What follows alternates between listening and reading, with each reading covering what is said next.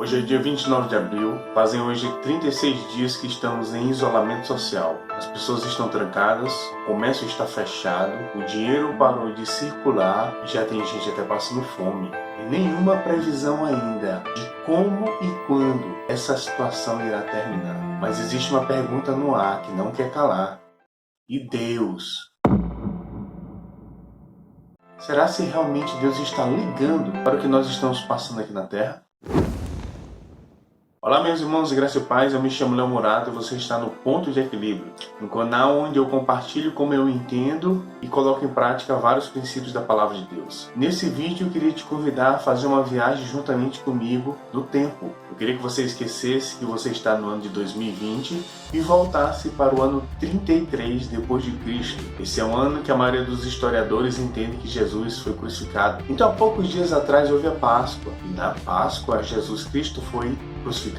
Mas 3 dias depois, na manhã de domingo, ao terceiro dia, assim como ele prometeu, ele ressuscitou dentre os mortos. E Atos capítulo 1 diz que depois que ele ressuscita dentre os mortos, ele ainda passa 40 dias juntamente com os discípulos, ensinando as coisas concernentes ao reino de Deus. E enfim, ele volta de vez para os céus. Mas antes dele voltar de vez para os céus, ele dá uma última instrução para os discípulos. Se vira para os discípulos e diz: permaneçam em Jerusalém, até que do alto sejais revestidos de poder. E depois que vocês forem revestidos de poder, vocês vão testemunhar de mim em Jerusalém, em toda a Judéia, Samaria e até os confins da terra. E ele volta para os céus. Depois que ele volta para os céus, os discípulos voltam para Jerusalém e ficam lá esperando o cumprimento da promessa que Jesus fez. Essa promessa é cumprida em Atos capítulo 2. Ao cumprir-se o dia de Pentecostes, estavam todos reunidos no mesmo lugar. De repente veio do céu um som como de um vento impetuoso e encheu toda a casa onde estavam sentados. E apareceu distribuídas entre eles línguas como de fogo, e pousou uma sobre cada um deles. Todos ficaram cheios do Espírito Santo e passaram a falar em outras línguas, segundo o Espírito lhes concediu que eles falassem. Finalmente a promessa de revestimento de poder chegou, e logo nesse dia que a promessa chegou, foi um estardalhaço tão grande que pessoas que estavam ali próximo vieram para cima dos apóstolos para ver o que estava acontecendo. E Pedro, já revestido de poder, aproveitou aquela multidão e começou a testemunhar de Jesus. Então qual foi o resultado? A Bíblia diz que 3.000 pessoas se converteram. Ali foi o início da igreja do livro de Atos. Eu quero que você se imagine agora como uma dessas 3.000 pessoas que nasceram de novo e se converteram. Se imagine agora como um membro, uma ovelha da igreja de Atos. Então eu e você agora somos ovelhas da igreja de Atos.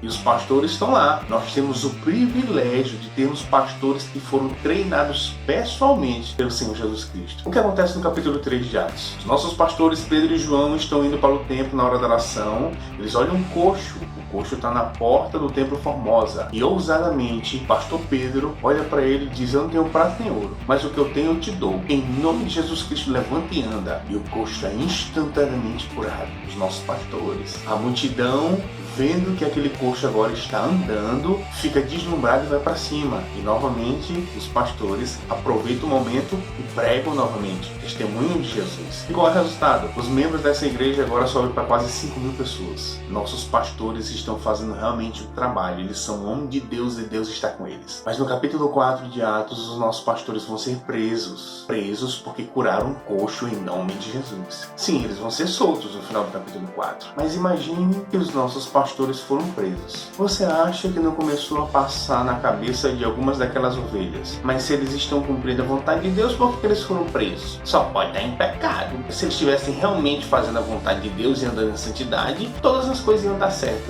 E onde é que está escrito isso? Sim, graças a Deus eles são soltos no final do capítulo 4. Mas antes deles serem soltos no final do capítulo 4, eles recebem uma advertência: não preguem e nem ensinem mais em nome desse Jesus Cristo aí. E aí no capítulo 5, sabe o que os nossos pastores estão fazendo? Eles estão pregando de novo. E tu sabe o que acontece? Eles vão ser presos de novo. Os pastores, nossos pastores, foram presos de novo. Um anjo entra na prisão e solta os nossos pastores. Mas sabe o que acontece logo em seguida? Eles são presos de novo. Sim, eles vão ser soltos no final do capítulo 5. Mas antes deles serem soltos, a Bíblia diz que eles são açoitados.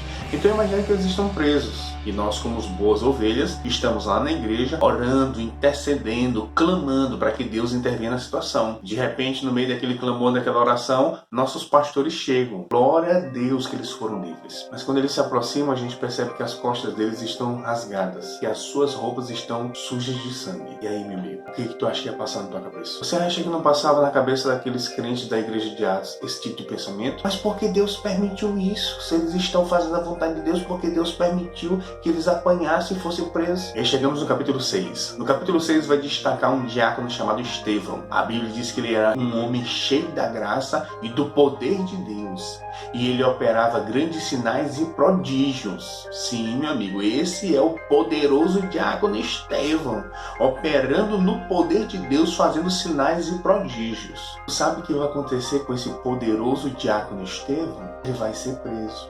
Capítulo 6. E a gente chega no capítulo 7. Tu sabe o que acontece no capítulo 7? Esse poderoso homem cheio da graça e do poder de Deus, ele vai ser assassinado. E esse é o primeiro martírio, é o primeiro homem que vai morrer em nome de Jesus Cristo. Como você acha que essa notícia repercutiu dentro da igreja? Você acha que não tiveram crentes que começaram a duvidar realmente por que Deus permite essas coisas? Se ele é cheio da fé, cheio da graça, cheio do poder, por que Deus permitiu que ele morresse? Por que Deus não fez nada? Você acha que esse tipo de questionamento não passava na cabeça deles? E então a gente chega no capítulo 8. No capítulo 8, a Bíblia diz que se levanta uma grande perseguição contra a igreja de Jerusalém, a ponto de toda a igreja ser dispersa, com exceção dos apóstolos. Mas sabe o que é disperso? Fugiram desesperados. Não deu tempo de se desfazer de bens, talvez nem deu tempo de se despedir de amigos e familiares. Fugiram, capítulo 8.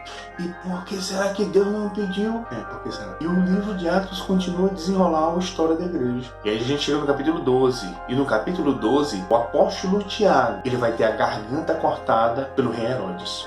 Agora, quando você lê os evangelhos, você sabe que existem 12 apóstolos. Mas dos 12 apóstolos, existem 3 que são os mais chegados de Jesus: Pedro, Tiago e João. Pois é esse Tiago, amigo íntimo de Jesus, que vai ter a garganta cortada por Herodes. Agora, a igreja sabe que Tiago era um dos 3 mais íntimos de Jesus. E será que você não fez esse pensamento? Por que Jesus não interveio e protegeu o seu amigo íntimo? E o assassinato do apóstolo Tiago é o último martírio que o livro de Atos registra. Mas a história da igreja registra os outros. E talvez você deva ter ouvido falar que dos 12 apóstolos, 11 morreram assassinados. Agora eu quero te lembrar que você é um crente da igreja de Atos.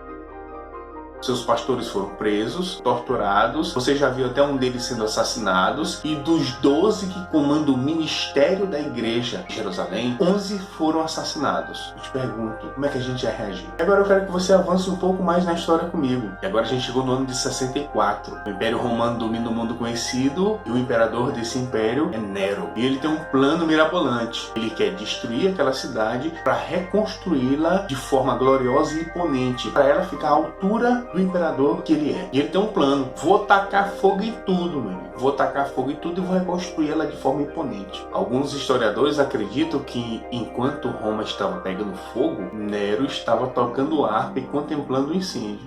Outros historiadores acreditam que o incêndio não foi criado por Nero. Na verdade, é provocado de forma acidental. Mas uma coisa não se pode negar: a culpa pelo incêndio de Roma caiu em cima dos cristãos. E eu quero te falar, meu amigo, se o negócio já estava ruim, pois agora ele azedou de vez. Agora, ser cristão é ser um inimigo de Roma. E esses cristãos vão sofrer uma grande perseguição, como eles nunca tinham experimentado. Rapaz, é muita desgraça, né? E nós? Será se a gente ainda ia permanecer na igreja? Ou melhor, será se a gente ainda ia ser crente? Aliás, será se realmente a gente ainda ia sequer acreditar que Deus existe após a gente presenciar tantas coisas como essas? Em 2 Timóteo, no capítulo 1, no versículo 8, o apóstolo Paulo diz assim: não te envergonhes, portanto, do testemunho de nosso Senhor, nem do seu encarcerado que sou eu. Pelo contrário, participa comigo dos sofrimentos a favor do evangelho. Quando o apóstolo Paulo escreveu essa carta, ele estava preso. Ele está falando aqui que ele está encarcerado. Existe um consenso que essa foi a última carta que o apóstolo Paulo escreveu, porque depois dessa carta ele vai ser morto. Adivinha por quem? Pelo imperador Nero. Então, quando ele escreveu essa carta, ele estava preso. Agora vamos recapitular. Qual é o cenário? Jesus apareceu para ele na estrada cidade de Damasco e comissionou ele como apóstolo para levar o evangelho. Então Paulo agora está andando por todo lugar que ele vai, levando o evangelho. Ele é preso injustamente porque ele está obedecendo a Jesus. Nessa mesma carta, no capítulo 4, no versículo 6, ele diz para Timóteo assim: o tempo da minha partida é chegado. Você sabe o que ele está dizendo? Ele já sabe que ele vai morrer. Ele já sabe. Agora, como é que ele vai morrer? Ele vai morrer assim, ó, abandonado pelos companheiros, preso injustamente por estar obedecendo a Deus. Agora eu te pergunto,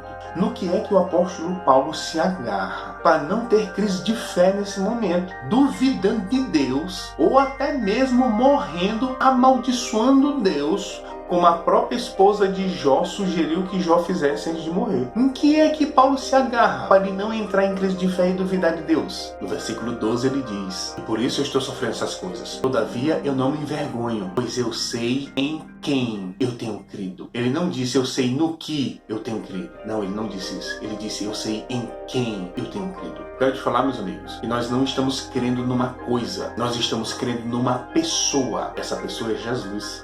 Agora, quando tragédias acontecem, quando acidentes acontecem, quando decepções, percas, prejuízos acontecem, nós realmente sabemos em quem nós temos crido ou a gente começa a duvidar desse Deus que a gente diz que crê? 1 João 5,4, João diz assim: porque esta é a vitória que vence o mundo. O quê? A nossa fé. Esta é a vitória que vence o mundo, a nossa fé. Não é segredo para ninguém que Satanás tenta fazer de tudo para roubar a nossa fé. O problema é que tem muitos crentes que ele acham que a única estratégia do diabo para nos tirar da fé é levantar circunstâncias contrárias que façam a gente duvidar da palavra de Deus. Sim, essa é uma das estratégias, mas não é a única. Eu quero te falar uma outra estratégia que ele usa. Ele vai levantar questionamentos para tentar fazer você duvidar, não da palavra de Deus, mas duvidar da pessoa de Deus. Porque nós não estamos crendo numa coisa, nós estamos crendo numa pessoa. E se você duvidar do caráter dessa pessoa que você crê, você não vai conseguir acreditar no que essa pessoa diz. Quero te falar que se você começar a desconfiar que Deus já poderia ter resolvido esse problema do coronavírus, mas ele não resolveu ainda porque ele não quer, você está em um terreno perigoso. Se Satanás conseguir fazer você duvidar do caráter de Deus, a sua fé nesse Deus ficará abalada. Porque é impossível tu conseguir acreditar na palavra de Deus se tu desconfia desse Deus. Preste atenção nesse vídeo.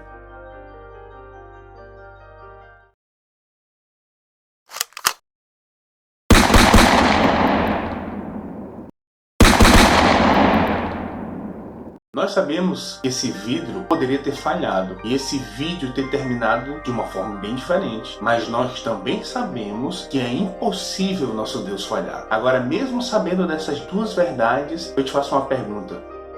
Tu confia em Deus do mesmo jeito que aquele cara confia naquele vidro? Nos próximos vídeos eu estarei mostrando o que a Bíblia diz sobre a bondade e o caráter desse Deus que nós cremos. Então se inscreva no canal, ative as notificações para o YouTube te avisar quando eu soltar esses vídeos. Até a próxima.